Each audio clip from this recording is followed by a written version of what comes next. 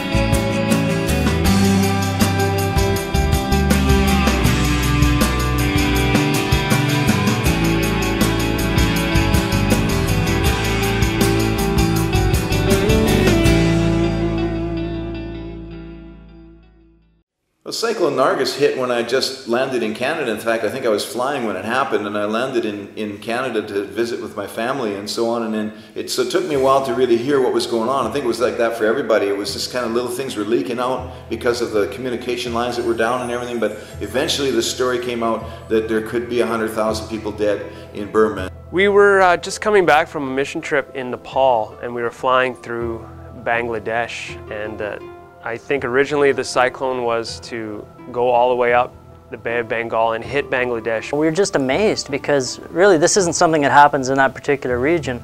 Most of the cyclones go up into Bangladesh and stuff like that. So, you know, you don't really think about Burma, that they're going to get into this sort of trouble. So we've always had a heart for Burma because we work in Asia. And my concern more than anything else was the people that we knew in Burma, that we had a relationship with, and how they were doing. Our first reaction was, where's Judy, where's Pastor Ram? Because they're our friends and our co-workers in that country, and we tried to get a hold of them, we tried to call them, we checked her email.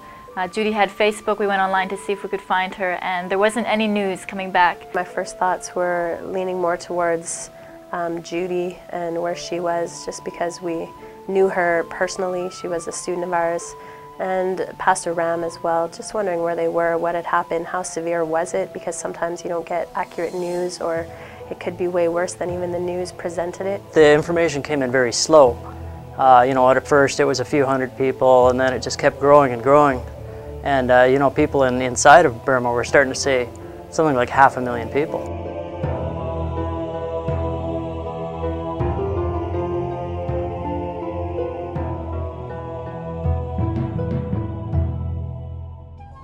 We didn't know about the storm will come to my country, and we don't have time to prepare everything.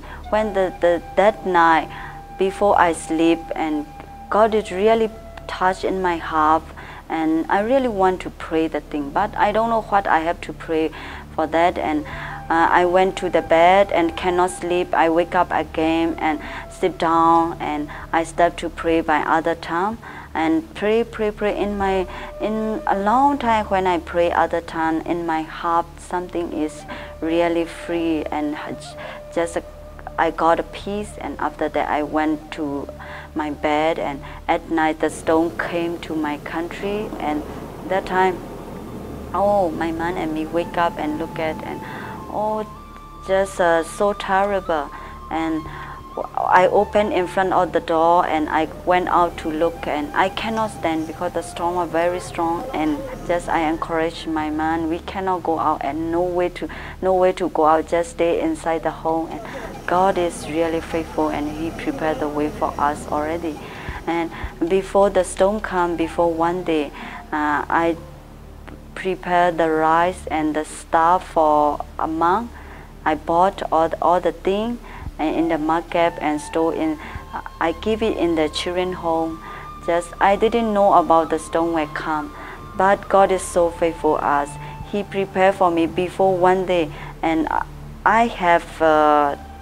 we have stayed food for a month. My man and me went out to get where we can get the water, and we just look around, and we cannot find anywhere water. And the children, they want to go toilet, you don't have water, very hard time that time, very tough time. And after 3 days, and my mom and me found out the place where we can get the water. We have to fight to get water. But God is really prepared me. That one guy, and he saw me and my mom, and he asked me some money, pay for him, and he would try to get water for them. We say that yes, we can pay money to get water.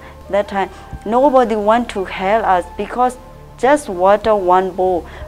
He have to fight all of his energy with all of his energy to get one bowl of water. But that time, I really think that God is really give favor for us. He's standing with us, and that guy helped me to get 2 bowls of water. After 1 day, 2 days, just we start get water from government. Cyclone Nargis hammered Burma's coastline for 10 hours. The flat rice fields and bamboo villages provided no protection from the storm. Nargis reached as far inland as Rangoon, Burma's former capital city. By mid-morning, more than 135,000 people had died, and another 2.5 million had lost their homes. At that time when it happened, most of our missionaries were actually in Canada because the summer is kind of the time when they go home to rest and visit with their families. And so there was a really small missionary contingent left in the base here in Sriracha. John was up north getting ready to start some work for a few months in the summer before heading back to Burma and then returning back to school. And so when he got news, he came down here. His heart went for his country, and he's got family there. So John was right away, he's like, I got to get back there, and I want to do something. We got together to see what plans we could come up with for sending him back into Burma, basically to assess what the situation was, where the needs were, what the availability of getting items in there and outside support. We emptied our bank accounts, gave him about $2,000 US, which is all we could come up with. We wanted him to get back, first of all, to find Judy, because we still hadn't heard from her, and second of all, just to get on the ground to tell us what was going on, because nothing was coming out of Burma. So it was just us in a scrambled attempt to put whatever means in his hands possible to get him into that nation to accomplish what was required. Wasn't enough time to find any money from overseas or anything like that. So we put what we could into his hands. We loaded him up with medicine and whatever he could carry in. He could only carry in 1 suitcase. It had to be very specific supplies that we could send in, but we got him to sneak in a video camera, and he had a still camera in there, and you know, we prayed for the guy and we sent him out, and it turned out to be the very best thing we could do. When this cyclone hit Burma, we sent John back in there to take a look and see what was going on. Now, personally, his plan was to continue on Bible school for the next couple of years. I just talked it through with him a few months earlier. But then, when he saw the tremendous need in his country, his heart just went there. It's amazing. A lot of guys who have come to these nations, you know, out of these nations, they want to go to Bible school and they want to get their degree and they want to do this and they want to become somebody. But John is a different kind of a guy.